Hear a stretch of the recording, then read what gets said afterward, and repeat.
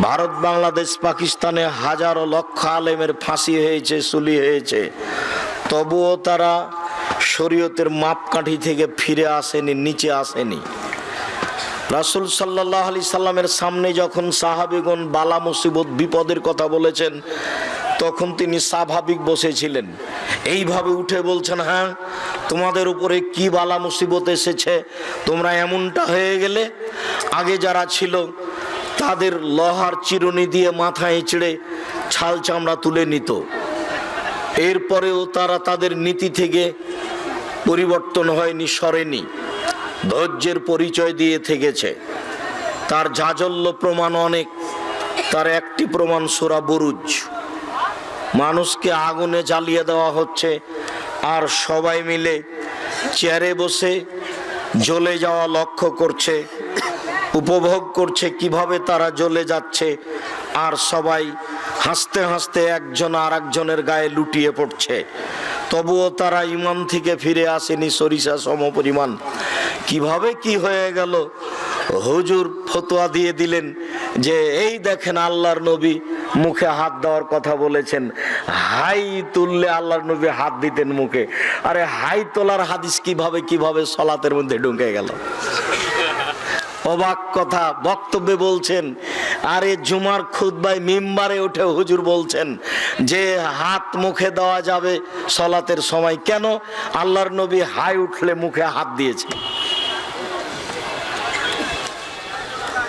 এত তাড়াতাড়ি পরিবর্তন হওয়া লাগবে না, সময় আরো আছে সামনে, যাতে পৃথিবীতে ঈমান পরীক্ষার ব্যাপারে জটিলতা আসতে পারে, আসাই স্বাভাবিক। সম্মানিত দিনী ভাই বোন, হিন্দুরা মহিলাদের দাম দেয়নি, ইহুদি খ্রিস্টান দেয়নি, জাহেলিয়াতের যুগে দেয়নি। জাহেলিয়াতের যুগে, বন্যতার যুগে, বর্বরতার যুগে নারীদের দাম দেওয়া হয়নি। মর্মে একটি বিবরণ আপনাদের সামনে নকশা হিসেবে পেশ করছি। আল্লাহ তাআলা বলেন, ওয়াইদা বুশরা আহাদুহুম বিল উনসা যাল্লা ওয়াজহুহু মুসআদ্দান ওয়া হুয়া কাযিম। জাহেলিয়াতের যুগে পরিস্থিতি এই ছিল যে যখন কোনো মেয়ের পিতাকে বলা হতো তোমার মেয়ে জন্ম নিয়েছে, তখন পিতার মুখ কালো হয়ে যেত, যেন সে বিষ পান করেছে। বিষ পান করলে যেমন আকার আকৃতি পরিবর্তন হয়ে যায়, মেয়ে জন্মের খবর শুনে বাপের আকার আকৃতি পরিবর্তন হয়ে যেত, মুখ বিবর্ণ হয়ে যেত। ইয়াতাওয়ারা মিনাল কওমি মিন সুই মা বুশিরা বিহি। মানুষ সমাজ থেকে লুকিয়ে থাকতো, দোকানপাটে যেত না, রাস্তাঘাটে যেত না, হাটে বাজারে যেত না, এই লজ্জায় যে তার মেয়ে সন্তান জন্ম নিয়েছে। রাস্তাতে গেলেই মানুষ তাকে নিন্দা করবে, দাদি শুনলে বলবে, নানি শুনলে বলবে, কি করবি, তোর তো মেয়ে হয়েছে, তুই এখন একটা ডিপিএস খুল, না একটা গাভী কিন, মেয়ের বিবাহ দিবি কি করে? দাদি মনে হচ্ছে যে মেয়ের বিবাহের জিম্মেদারি গরুর উপরে রেখে দিল, মেয়ে তাকদির ছাড়াই চলে এসেছে দুনিয়াতে, ওর তাকদির নেই। পৃথিবী সৃষ্টির 50,000 বছর পূর্বে মানুষের ভাগ্য লেখা হয়েছে। 50,000 বছর পূর্বে যা লেখা হয়েছে আজকে তাই হবে। স্বামী স্ত্রী মিলে যদি মাসে 3 লক্ষ টাকা ইনকাম করেন আর ভাগ্যে যদি 0 থাকে, তাহলে শেষ পর্যন্ত সব কিছু হারিয়ে যাবে।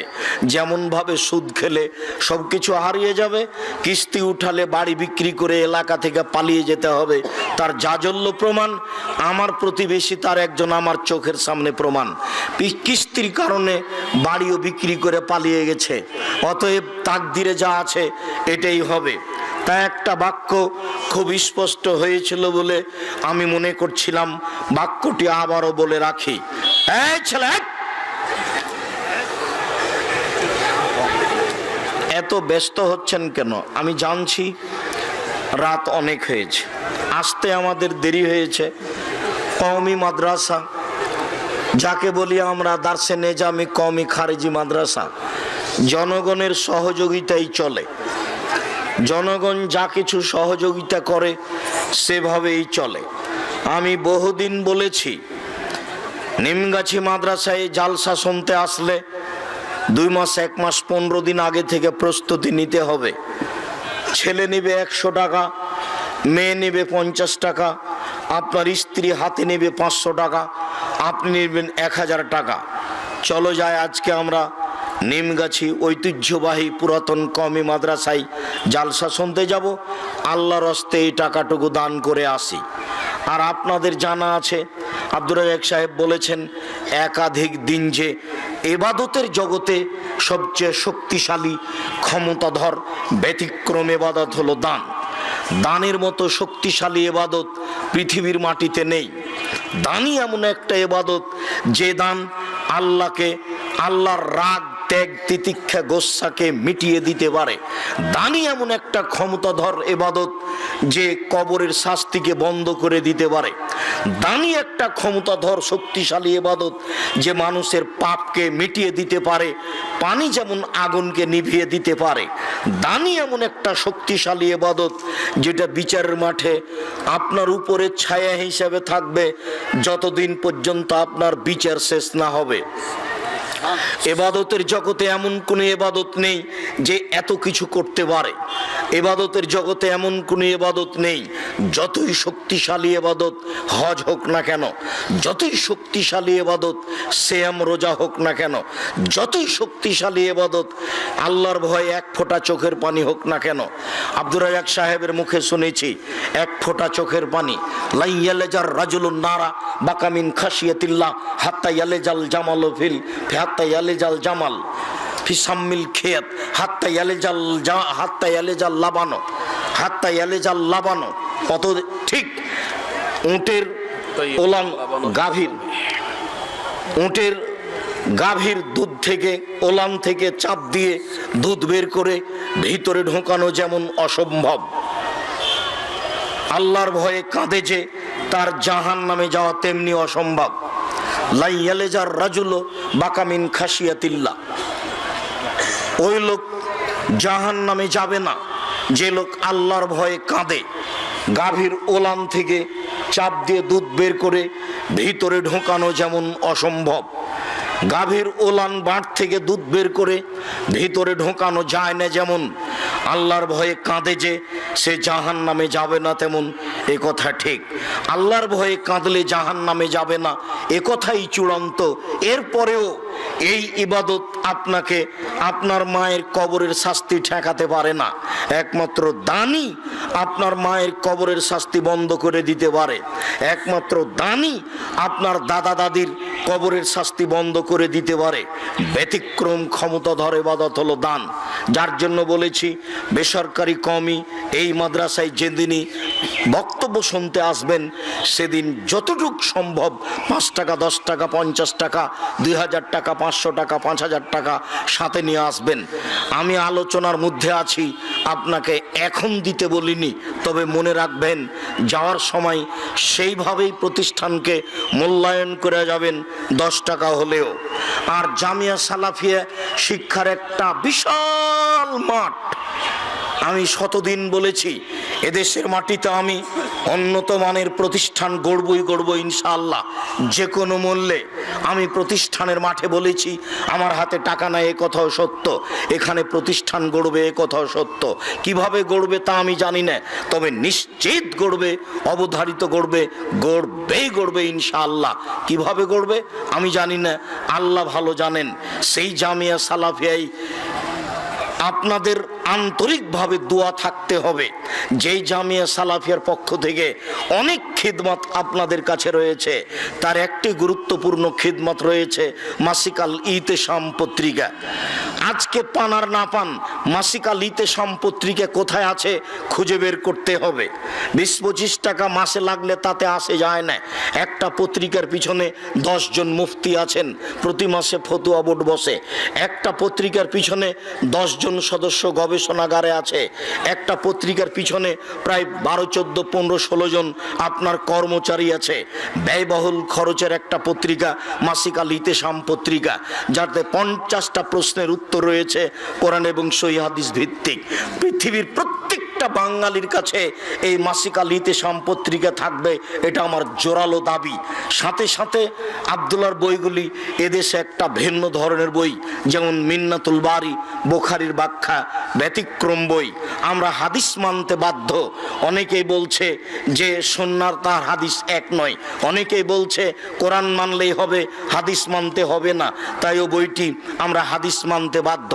আরও অনেক বই। সাথে সাথে আপনার জামিয়া সালাফিয়ার জন্য আন্তরিকভাবে দোয়া, ঠিক অনুরূপী এই নিমগাছি কওমি মাদ্রাসার জন্য আন্তরিকভাবে দোয়া থাকবে, দানের হাত প্রশস্ত থাকবে। সকল দিনী ভাই বোনকে যাওয়ার এক পর্যায়ে এইগুলি কাজ করে যাওয়ার জন্য আন্তরিকভাবে অনুরোধ জানিয়ে আমি বলছি, মনে রাখবেন, মেয়ে জন্ম নিলে পিতার মুখ কালো হয়ে যেত, যা এখন দেখা যায়। দাদি বলছে, দাদা বলছে, কি করবি, একটা ডিপি স্কুল না হয় একটা গাভী কিন। তার মানে দাদি বুঝে না তাকদীর কাকে বলে। সেই হাদিসটা স্মরণ করিয়ে দিয়ে আবার এখানে ফিরে আসছে। রাসূল সাল্লাল্লাহু আলাইহি সাল্লাম যখন প্রাণীকে সৃষ্টি করলেন, সব প্রাণী, মানুষজন, পশু পাখি সৃষ্টি করার পরে লিখে দিলেন হায়াতাহা ও মাউতাহা ও রিজকাহা ও মাসায়েবাহা, লিখে দিলেন তার মরণ, লিখে দিলেন তার জীবন, লিখে দিলেন তার রুজি, লিখে দিলেন তার অসুখ বিসুখ। আর যদি সেই দিন না লেখা থাকে, তাহলে আজকে যার না হয়েছে তার গায়ের উপর যদি উলট পালট করেন তবুও তার হবে না।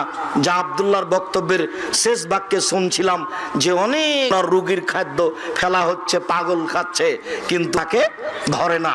অতএব একটা কল্পনা মাত্র, কিছুই না।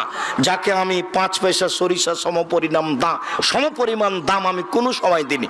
যখনই লকডাউন ঘোষণা দিয়ে এগুলো বলেছিল, সেদিনই আমি বলেছিলাম যদি কাউকে আক্রান্ত করে ধরে থাকে, আমি আব্দুর রাজ্জাক বিন ইউসুফ তার সাথে একসাথে খেতে প্রস্তুত আছি।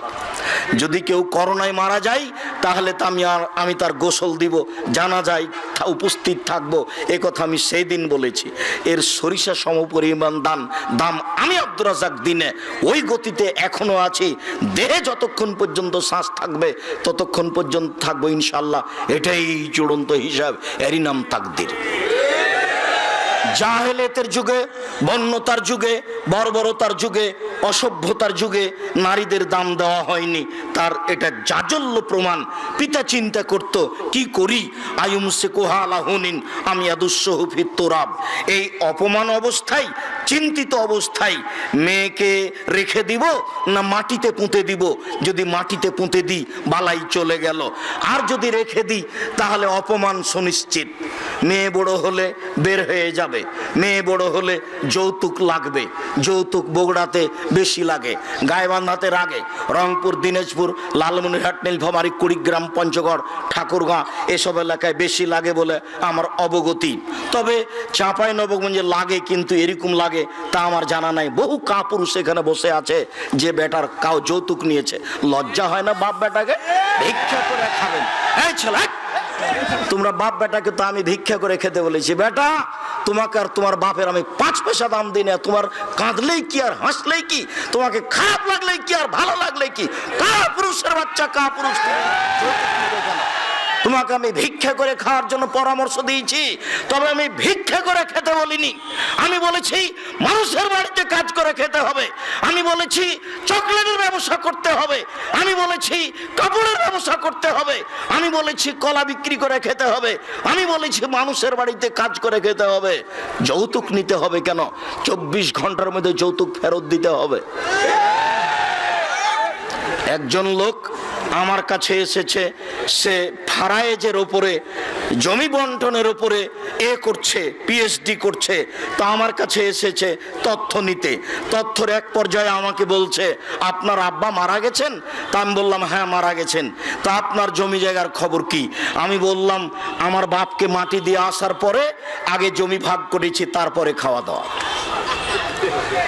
যদিও জমি আমি চিনি, আমার ছোট ভাই চিনে না। আমার ছোট ভাই বরিশাল মডেল কলেজের শিক্ষক, ও কিছু চিনেন, একটু চিনতে পারে, তেমন চিনে না। আমি চিনতাম, এখন ভুলে গেছি। ভাগ হয়েছে ঠিকই, আমরা জমি জায়গায় যায় না।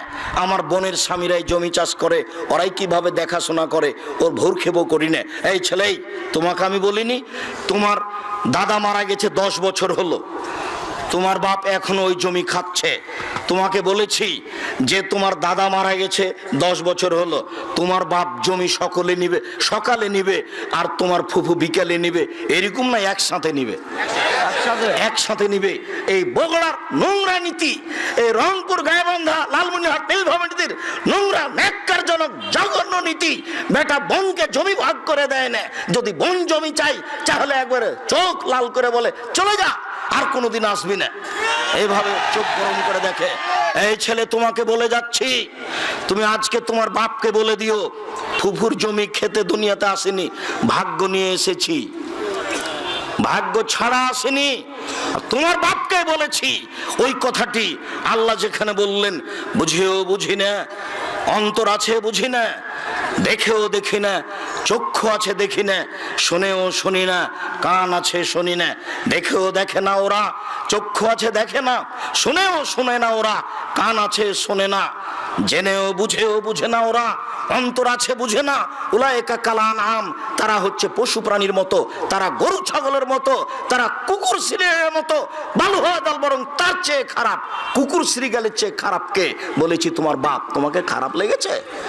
আমি তোমার বাপকেই বলছি তোমার বাপ কুকুর শ্রীগালের চেয়ে খারাপ। কেন? তোমার বাপ তোমার ফুফুকে জমি বের করে দেয়নি। বলে দিও আজকে বাড়িতে গিয়ে আগে জমি ভাগ করতে হবে, তারপরে খাওয়া দাওয়া। ফুফুরাকে ডাকেন, আগে জমি ভাগ হবে তারপরে কোনো কথা।